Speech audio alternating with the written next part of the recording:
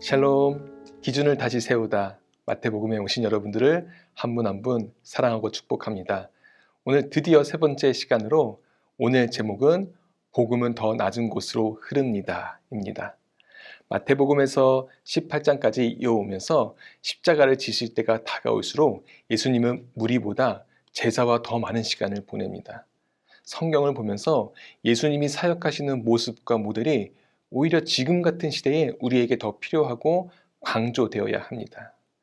그렇게 교회와 목회자는 그 어떤 셈이나 책보다 예수님과 성경의 그 사역을 따라하고 배울 수 있어야 하지 않을까. 예수님은 프로그램으로 사역하지 않으셨습니다. 예수님은 늘 가르침으로 말씀으로 직접 보여주셨죠. 우리 주님은 대형 집회, 수많은 사람들에게만 집중하시지 않으셨습니다. 가장 먼저 언제나 제자를 통해서 확장하는 배가 운동을 펼치셨죠. 12제자가 24명의 제자가 되고 24명이 48명이 되는 배가 말입니다. 기독교가 전 세계로 퍼질 수 있었던 것은 지금도 여전히 예수님의 제자들이 그 배가 운동의 사명을 지키고 있기 때문입니다. 즉 우리의 사역도 가장 먼저 리더에 집중하면서 그 리더가 다음 사람을 리더로 키울 수 있을 때 교회와 공동체가 가장 건강하게 성장하는 것이죠. 여기에서 중요한 포인트가 있습니다. 12명의 제자가 처음부터 제자였을까요? 아니요, 무리였습니다. 그러나 예수님은 그들을 12제자로 키우셨죠. 그 과정을 경험했기에 제자들 역시 수많은 무리들을 제자로 양육하고 훈련시킨 것 아니겠습니까? 제가 목회의 길을 걸어가니까 가장 많이 받는 질문 중에 하나가 목사님은 어떤 목회를 나중에 하고 싶으세요? 라는 질문이었어요. 그럼 제가 전에는 항상 이렇게 이야기했습니다. 제자 훈련하는 교회요. 그런 목회를 하고 싶습니다. 라고 말했죠. 그런데 어느 순간부터 바뀌게 되더라고요. 목사님, 어떤 목회를 하고 싶으세요? 여쭤보시면 제가 만나교회에 있으면서 저에게 주어진 사명은 앞으로의 어떤 목회의 계획보다는 현재 저에게 주어진 목양에 최선을 다하는 목회자가 되고 싶습니다. 라고 말합니다. 미래를 꿈꾸는 것도 중요하지만 당장 저에게 필요한 것은 지금 나에게 맡겨진 양들에게 최선을 다하는 것이 가장 저에게 우선되어야 할 목회더라고요. 그렇게 현재 최선을 다한다면 어느 순간 5년이 지나고 10년이 지나고 20년이 지났을 때 자연스럽게 제자 훈련하는 교회와 목회를 하고 있지 않을까 생각해 봅니다. 여러분들도 마찬가지예요. 지금 나에게 주어진 자리, 섬김, 봉사, 맡겨진 일들에 최선을 다할 때 어느 순간 무리로만 남는 것이 아니라 제자의 삶으로 살아가고 있지 않을까요? 그러나 우리 모두 놓치지 않아야 합니다. 언제나 임마누엘의 하나님, 우리와 함께 하시는 주님과 동행하며 우리의 삶의 기준이 늘 예수 그리스도가 되길 바랍니다. 그렇다면 왜 예수님은 계속해서 그들을 가르치며 많은 시간을 함께 보냈을까요? 여전히 예수님의 눈으로 봤을 때는 제자들의 부족함이 보였기 때문입니다.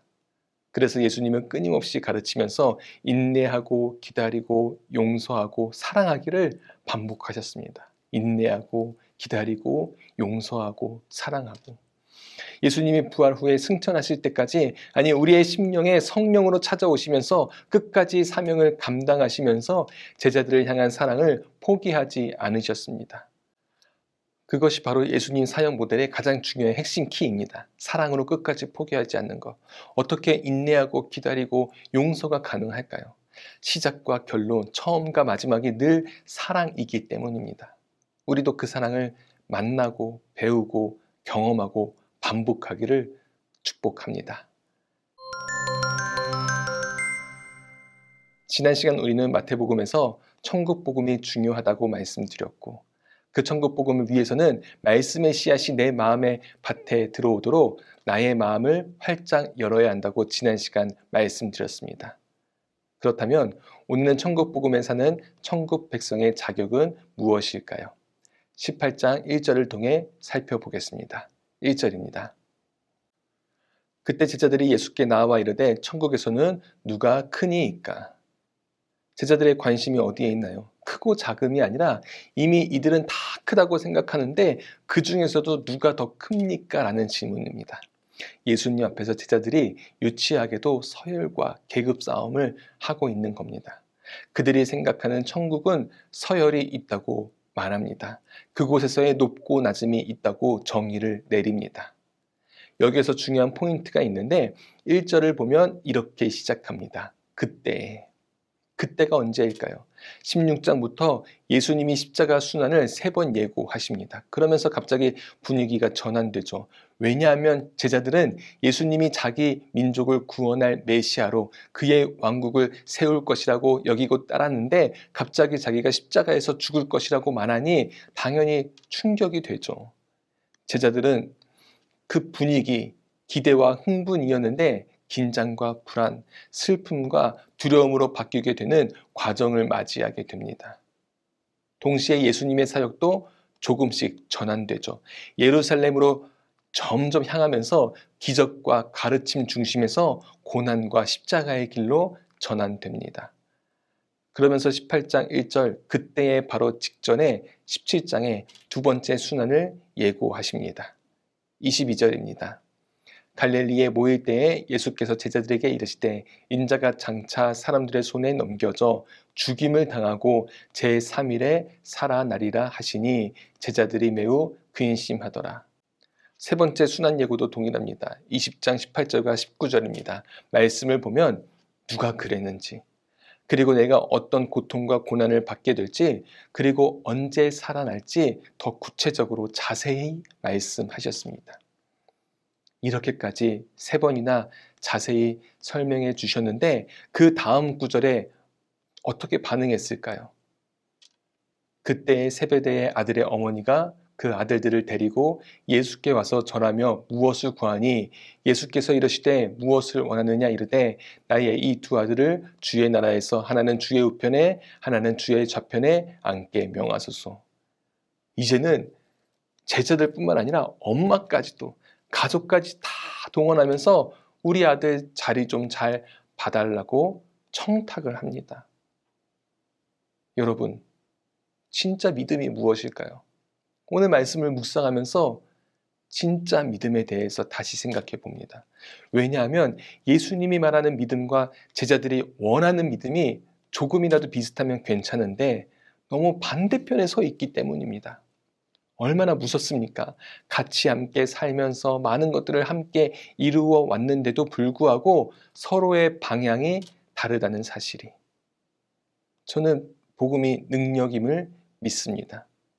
복음은 정말 불가능을 가능케 하는 힘이 있고 모든 환경과 상황을 역전시키는 은혜가 있습니다. 그러나 문제는 예수님의 복음과 나의 복음이 다르다는 겁니다. 왜 농담으로 마태복음이 아니라 내가 복음이라고 하겠습니까? 결국 하나님이 원하는 말씀이 아니라 내가 원하는 것으로 말씀을 해석하고 적용하며 살아가기 때문입니다. 그러니 우리의 평생의 숙제가 있다면 저는 이런 표현이 가장 잘 맞을 것 같아요. 예수 그리스도 복음의 수준까지 나의 신앙의 수준을 끌어올려야 한다. 만약 여전히 내가 나의 수준에만 머물러 있다면 그게 진짜 믿음이었구나. 그게 진짜 신앙이었구나를 합리화하면서 평생 살아갈 것입니다. 문제는 그렇게 남들에게도 강요하죠. 굳이 그렇게까지 신앙생활 안 해도 돼.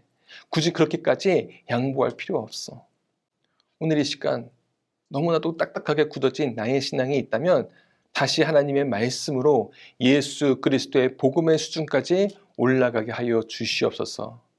함께 기도하기를 소망합니다. 그렇다면 예수 그리스도 복음의 수준은 무엇일까요? 3절입니다. 이르시되 진실로 너희에게 이르노니 너희가 돌이켜 어린 아이들과 같이 되지 아니하면 결탄코 천국에 들어가지 못하리라. 그러므로 누구든지 이 어린아이와 같이 자기를 낮추는 사람이 천국에서 큰 자니라. 여기에서 오해하시면 안 되는 게 그럼 천국을 겸손하면 갈 수 있는 건가요? 라고 질문할 수 있는데 아닙니다. 천국은 어떤 겸손과 착함으로 가는 곳이 아닙니다. 천국은 믿음으로 갑니다. 그런데 여기에서부터 생각해 봐야 하죠. 그 믿음이 말로만 하는 믿음이 아니라 그 믿음에는 겸손이 담겨 있다는 겁니다. 왜냐하면 예수님은 겸손의 왕, 자기를 낮춤으로 이 땅에 우리에게 오셨기 때문입니다. 우리는 그 예수님을 믿는 것이죠. 지금 저희 집에는 1살 된 아들이 있어요. 아직 아빠를 말하지 못해서 빠빠라고 말합니다. 8년 만에 생긴 둘째인데 너무 오랜만이라 그런지 다시 처음 아이를 키우는 것 같아요. 그러니 여기 있는 분들 중에서 제가 이 말씀이 가장 잘 묵상되지 않겠습니까? 어린아이와 같은 믿음. 그게 무엇일까? 기도하는데 확실한 건 아니라고 해서 다 순수한 건 아닌 것 같아요. 우리 아이만 해도, 저희 아이만 해도 밤만 조금만 늦어도 조금만 피곤해도 얼마나 떼를 쓰고 못 참고 그렇게 우는지. 그리고 교회에선 너무나 얌전해요. 우리 아이가 왜 이렇게 얌전해요? 라고 이야기해 주시는데 집에 가면 다른 아이로 변하더라고요. 그럼에도 어린아이는 우리와 다른 점이 있습니다. 바로 높아지고자 하는 욕심이 없습니다. 아이에게 지위와 계급이 왜 필요하겠습니까? 아이에게는 그냥 엄마, 아빠와 함께하는 거, 그거 하나만 있으면 충분합니다. 아이는 그저 부모 품에 안길 때 가장 안전함을 느낍니다. 예수님이 제자들에게 원하시는 것, 그리고 오늘 우리에게 원하시는 것은 더 높은 곳에 나 혼자 섰고자 하는 마음이 아니라 더 낮은 곳으로 흐르고 흘러 깊은 믿음이 되기를 원하십니다. 그 예수님의 가르침이 십자가를 통해 완성되므로 제자들에게 그 믿음의 열매가 시간이 지나가면서 나타나기 시작합니다. 여러분, 사도행전 성령의 불이 제자들에게 임한 후에 제자들이 권력 다툼하면서 싸웠다는 이야기가 나오나요? 작은 갈등과 의견의 차이가 있었지만 그건 복음을 전하는 방식의 차이였지 제자들이 세력을 모아서 어느 무리가 더 큰지 경쟁하지 않았다는 겁니다. 제자들은 인생의 마지막까지 불꽃까지 다 태우면서 십자가의 삶, 순교자의 삶을 살아갔습니다. 무엇이 그들의 삶의 가치관을 바꾸게 된 것일까요? 바로 그 중심에는 십자가입니다. 십자가를 통과한 자가 삶의 변화가 일어납니다. 십자가의 은혜를 누린 자가 높은 곳이 아닌 낮은 곳으로 흐르고 흘러 더 깊이 세상 속으로 들어갑니다. 그렇게 목회자뿐만 아니라 우리 모두는 세력을 모으고 키우고 확장하면서 어떤 서열과 계급을 자랑하는 것이 아니라 어떻게 더 낮아질 수 있을까? 어떻게 더 섬길 수 있을까? 어떻게 더 어린아이처럼 주님 품 안에 거할 수 있을까? 보여줄 수 있어야 합니다. 왜 이 부분이 중요한지 말씀드릴게요. 만약 여러분, 제가 실제 그런 돈과 권력은 없지만 목회자가 돈과 권력을 가진 것을 자랑한다고 하면 여러분 그것을 가지고 따라오라고 하면 저 믿고 따라오실 수 있으세요? 만약 그걸 믿고 따라온다면 이 공동체의 스피릿, 이 공동체의 가치는 간단합니다. 돈과 권력입니다. 즉 돈과 권력에 의해서 움직이고 돈과 권력의 만족을 채워주지 못하면 떠납니다. 그러나 현실은 아무도 따라오지 않을 것입니다. 무리는 될 수 있어도 한 명의 제자도 만들어내지 못할 것입니다. 왜냐하면 천국 복음의 스피릿과 가치는 높은 곳이 아닌 낮은 곳에서부터 흐르기 때문입니다. 즉 다시 말하면 낮은 곳에서부터 겸손과 섬김의 삶을 보여줄 수 있다면, 살아간다고 하면 어느 순간 나를 따라오는 한 명의 제자가 보이지 않을까요? 그럼 그때부터 배가 운동이 이루어지는 겁니다. 예수님은 제자들에게 이렇게 말씀하셨습니다. 말씀하시되 나를 따라오라. 내가 너희를 사람을 낚는 어부가 되게 하리라 말씀하시니 그들이 곧 그물을 버려두고 예수를 따르니라. 무엇으로 따라오라고 하셨나요? 돈인가요? 권력인가요? 아니요. 말씀하시되 단 한 가지로만, 하나님의 말씀으로. 그들이 무엇으로 자신에게 가장 중요한 그물을 버릴 수 있었나요? 하나님의 말씀 하나만으로 그물을 버렸습니다. 말씀 하나면 충분하다. 제가 강의를 준비하면서 이런 그림이 떠올랐습니다. 우리 인생에 시간이 지나가면 지나갈수록 예수님은 여전히 낮은 곳으로 흐르고 계신데 나는 시간이 지나면 지나갈수록 더 높은 곳에 서기만을 원한다면 결국 내 인생 마지막 순간에 나는 어디에 있을까? 과연 서열과 계급이 아닌 가장 낮은 어린아이와 같은 자들이 들어가는 그 천국에 하나님의 은혜의 선물을 누릴 수 있을까 생각해 봅니다. 동시에 천국은 죽어서만 가는 나라가 아니라 내가 걸어가는 이 땅 가운데서 천국을 소유하고 누리면서 살아가는 것이다 라고 말씀드렸습니다. 그럼 나의 시간이 지나가면 지나갈수록 점점 높은 곳으로 올라가면서 경쟁하고자 하는 그 나와 점점 낮은 곳으로 더 흘러 깊이 믿음 가운데 살아가고자 하는 내가 있다고 생각해 봅시다. 어떻게 될까요? 확실한 것은 이 땅에서 누리는 그 천국 복음, 하나님의 나라는 점점 간격이 벌어진 자가 아니라 예수님과 조금씩 간격을 좁혀가는 자가 매일매일 하나님의 나라를 누릴 수 있는 그 은혜가 있습니다. 예전에 장례를 치른 한 유가족이 그런 이야기를 해주셨어요. 아버님의 유품을 하나씩 정리하면서 결국 집에 수많은 물건과 옷과 돈이 있어도 본인이 가져갈 수 있는 것은 아무것도 없었다고, 하나도 못 가져가니 인생이 참 허무하구나 느꼈다는 겁니다. 그런데 참 감사한 것은 보이지 않는 믿음의 자산을 가져갈 수 있어서 그게 너무 은혜였습니다 라고 이야기해 주셨습니다. 이제 나도 보이는 것에 얽매여 사는 인생보다 보이지 않는 믿음의 자산을 잘 쌓는 사람이 되고 싶다는 것이었죠. 사랑하는 여러분, 이 질문을 스스로에게 던져봅니다. 나는 어느 편에 설 것인가? 시간이 지나도 나는 여전히 어느 편에 설 것인가? 저도 그렇고, 그리고 여러분들도 우리가 매 순간순간 넘어지지만 그럼에도 진짜 복음의 가치를 붙잡고 넘어져도 다시 일어서서 주님 편에서 함께 하나님의 나라를 누리며 살아가고 싶다고 고백하는 우리가 되기를 기대합니다. 그 다음은 21장입니다. 21장부터 마지막 28장은 예수님의 마지막 일주일에 대한 내용입니다. 우리가 잘 아는 고난주간의 매일매일의 시간들이 이 본문에 담겨 있습니다.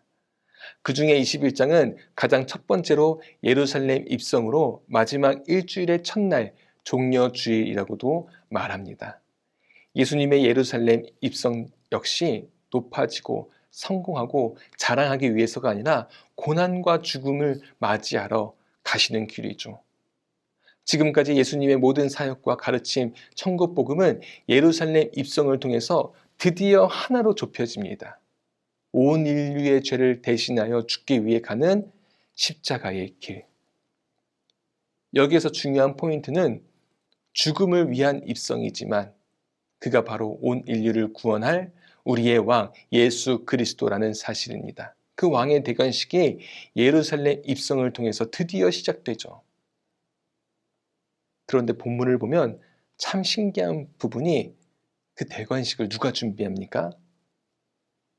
왕이 직접 준비합니다. 사람을 보내시고 어디로 가야 할지, 어떤 일을 하고 어떤 말을 해야 할지, 직접 자기가 무엇을 타고 가야 할지 정하시고 스스로 입성하십니다. 전 이 부분이 은혜가 되었어요. 내가 어느 위치에 있으면 자기 스스로가 이 정도 대우를 받아야지, 그렇게 생각을 합니다. 그래서 자기가 생각하는 그 기준의 대접을 받으면 얼마나 좋아하는지요. 반대로 그 기준 아래로 대접을 받으면 매우 자존심이 상해합니다. 그런데 반대로 세상에서 이 정도 위치면 이 정도는 해줘야 해 라고 상식적으로 생각하는 기준이 분명히 있는데 그 당사자가 세상이 생각하는 기준이 아닌 자기 스스로의 기준을 먼저 낮출 수 있는 결단이 있다면, 그리고 그 결단을 실행으로 옮겨서 보여줄 수 있다면 너무 멋지지 않을까요? 왜냐하면 쉽지 않거든요. 특히 높은 자리에 올라가면 올라갈수록 내가 마땅히 받고 누려야 할 것들을 포기한다는 것이 말입니다. 담임 목사님이 자주 쓰는 표현이 있습니다. 상식이 있는 교회. 왜 그럴까요? 아니, 교회 안에서조차 비상식적인 일들이 너무 많이 일어난다는 것이죠. 그렇기에 교회야말로 상식이 통하는 교회가 되어야 합니다. 그런데 한 단계 교회는 더 나아가야 하죠. 상식을 뛰어넘는 교회로 말입니다. 세상과 다름을 예수님이 먼저 보여주셨습니다. 우리 역시 예수님을 닮아가는 작은 예수잖아요. 그 작은 예수라고 한다면 상식이 통하는 하나님의 사람이 되어야 하고, 더 나아가서 세상의 상식을 뛰어넘는 그리스도인이 되어야 하지 않겠습니까? 여러분의 가정에서, 직장에서, 삶에서, 교회에서 어떻게 상식을 뛰어넘으세요? 그 결단을 지금 보여주고 있는지요? 여러분, 나는 이 정도는 돼야지, 나는 이 정도는 받아야지 해서 나는 이렇게 살겠습니다, 나는 이렇게 사랑하겠습니다 라고 구체적인 고백과 결단이 더 많아지기를 축복합니다. 그래야 우리는 세상의 가치와 상식을 뛰어넘는 교회, 뛰어넘는 공동체 성도가 될 수 있습니다. 만나교회의 슬로건, 그때 교회가 이 땅에 소망이 됩니다. 그렇다면 예수님은 스스로 어떤 것을 준비하셨을까요? 2절 말씀입니다.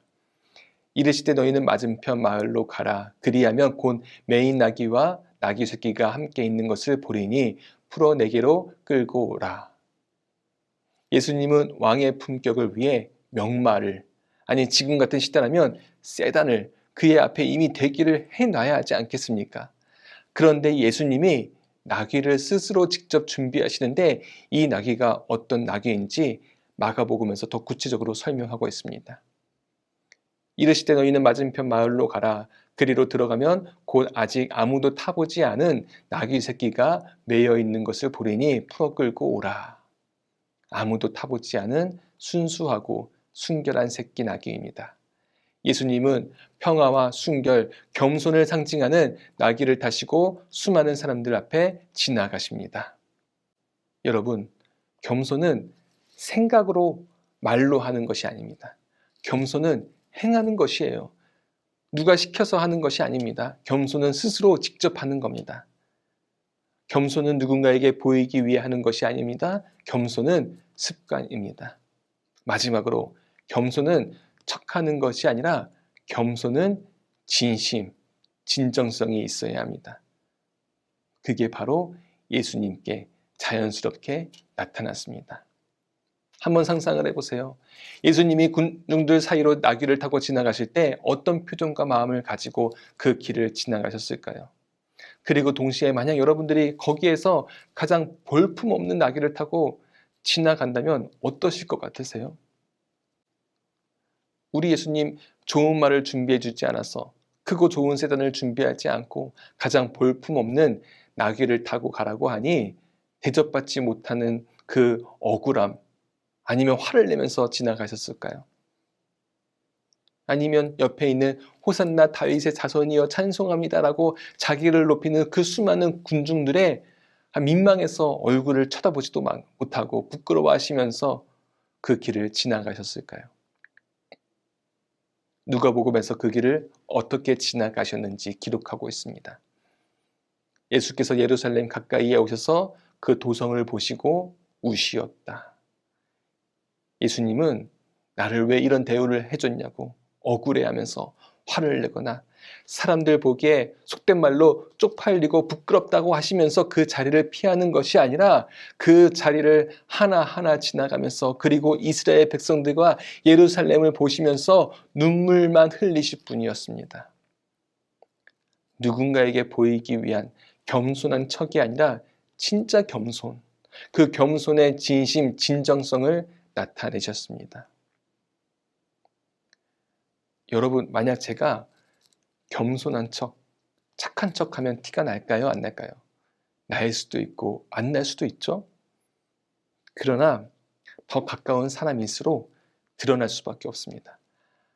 가족들 앞에서 척하는 것은 쉽지 않습니다.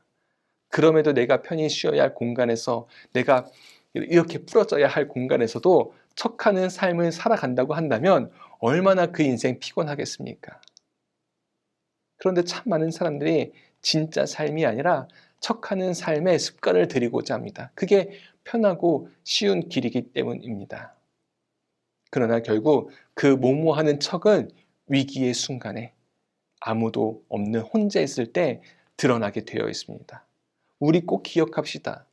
척하는 삶에서 습관을 들이는 것이 아니라 진짜 겸손에, 진짜 사랑함에, 진짜 좋은 습관을 들이는 저와 여러분이 될 때 그 마음과 사랑은 자연스럽게 몸에 배이고 드러날 수밖에 없습니다. 예수님이 이 땅의 백성들을 보시면서 눈물을 흘리신 것처럼 말입니다. 우리도 그 진정한 마음으로 더 사랑하고 더 품어주고 더 울어주는 진짜 그리스도인이 되기를 주님의 이름으로 축복합니다.